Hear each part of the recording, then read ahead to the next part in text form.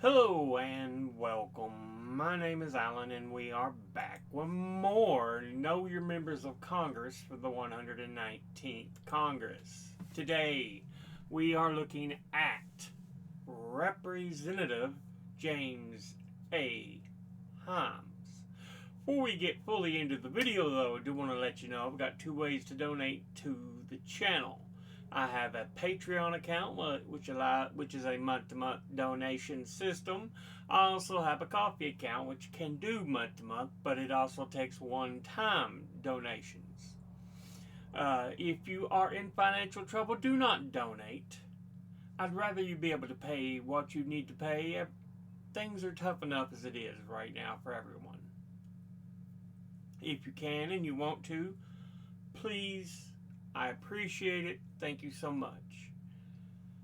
But with that said, we're going to hop back into the video.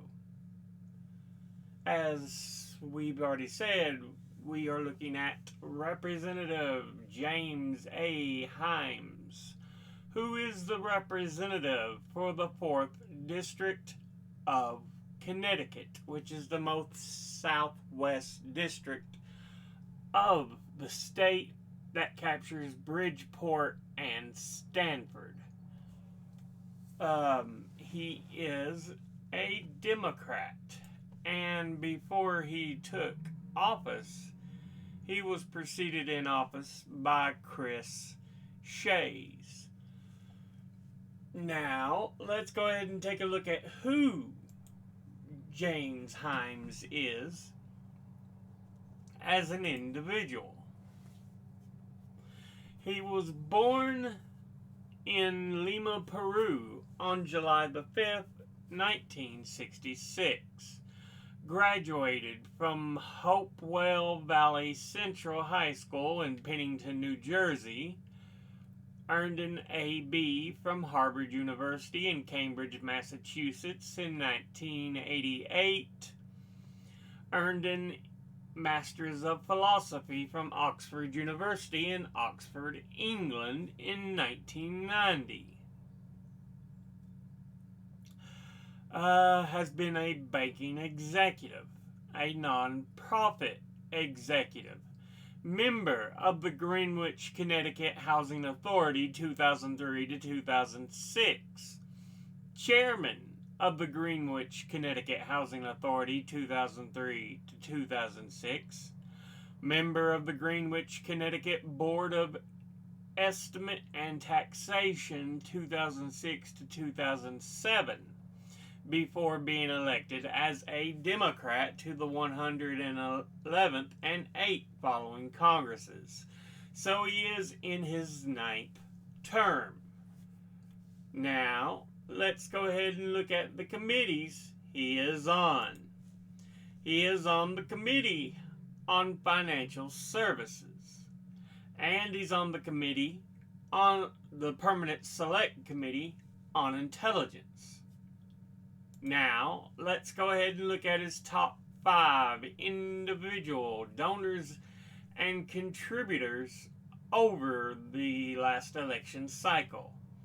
At the top, number 1, we have Fermat Capital Management, and they are headquartered in Westport, Connecticut, and provide insurance-linked securities, trade finance, risk management, and asset management solutions.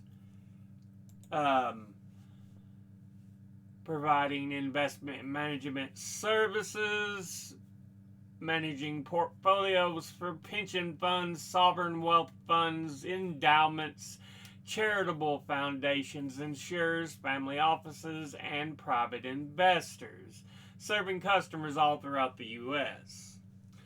Altogether, they have donated $33,400, and once again, that's Fermat Capital Management.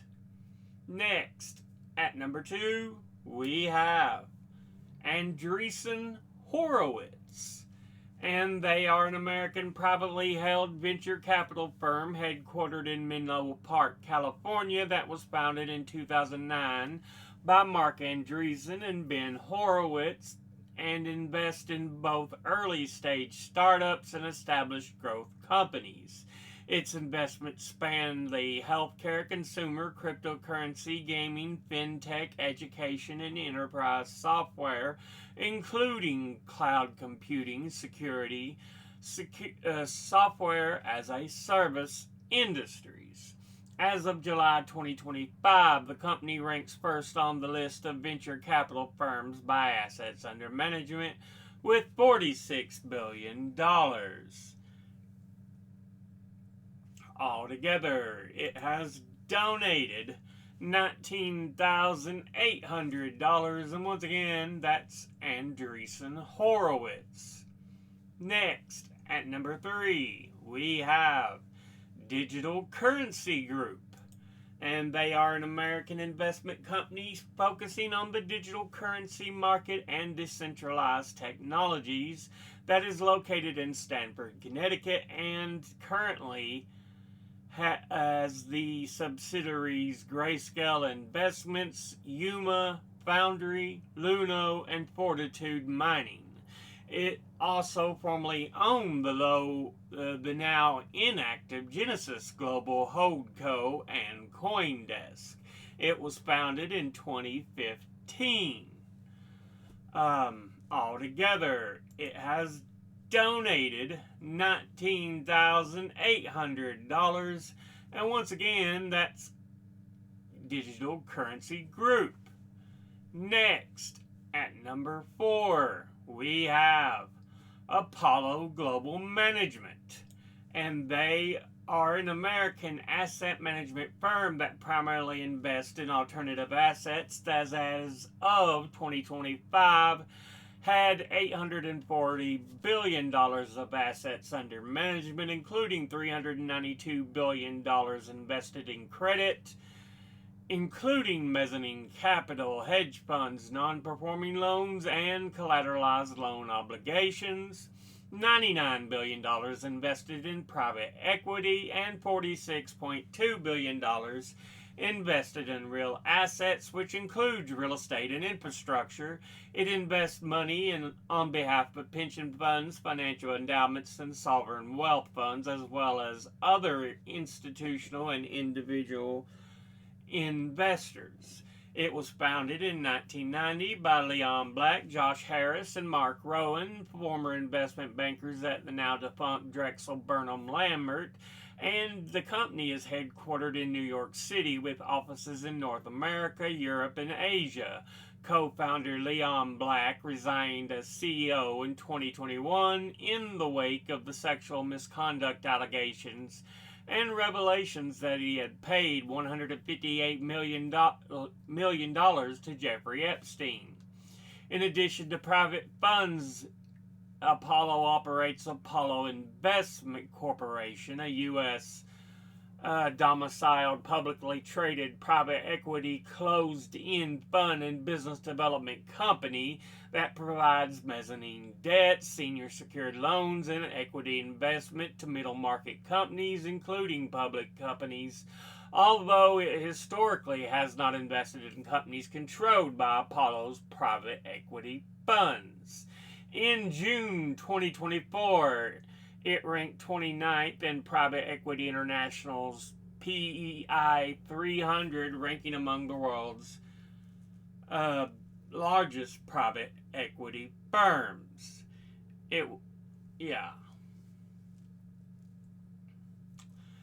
Altogether, it has donated $19,400. And once again, that's Apollo Global Management. And finally, in 5th, we have the American Israel Public Affairs Committee, AIPAC, an American pro-Israel lobbying group that advocates its policies to the legislative and executive branches of the United States, being one of such several pro-Israel lobbying organizations in the U.S. and has been called one of the most influential lobbying groups in the U.S. It describes itself as a bipartisan organization when all it does is bribe both parties. It was founded in 1954 by lobbyists for the Israeli government and became a powerful organization in the 1980s. In 2002, it expressed intent to lobby Congress to authorize use of force in Iraq, and in 2003 defended the Iraq War at AIPAC events. And in 2005, a Pentagon analyst pled guilty to espionage of charges of passing U.S. government secrets to senior AIPAC officials in what became known as the AIPAC espionage scandal. It is a vile, despicable, evil lobbying group that lobbying on behalf of another country is just amounts to nothing more than treason in my eyes, being that it's for another country and not the U.S. Altogether, they have donated $14,400, and once again, that's AIPAC. Now, let's go ahead and look at the top 5 industry donors and contributors over the last election cycle. At the top, number 1, we have Retired, who altogether have donated $177,767. Next at number 2 is commercial banks and bank holding companies, who altogether have donated $128,630. Next at number 3 is security brokers and investment companies, who altogether have donated $109,280. Next at number 4 is life insurance, who altogether have donated $75,450.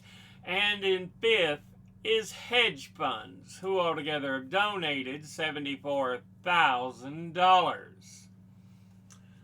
Now, let's go ahead and look at all these donors at a glance. Individually. Fermat Capital Management, boo, suck. Andreessen Horowitz, boo, suck. Digital Currency Cat Group, boo, suck. Apollo Management Group, boo, suck. American Israel Public Affairs Committee, AIPAC, boo, suck. All of them suck ass. Industry-wise, Retired, great, absolutely wonderful, because they're actual people.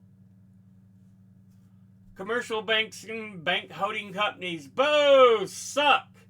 Security brokers and investment companies, boo, suck. Life insurance, ooh. Hedge funds, boo, suck. Yeah, safe to say, your donors suck ass balls. Lowest of the low. But this has been a look at Representative James Himes, who represents the 4th District of Connecticut. As always, educate thyself.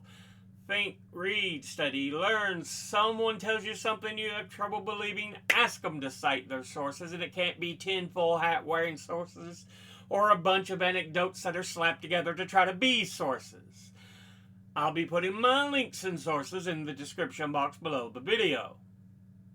Thank you for watching. I'll see you all in the next one. Until then, later.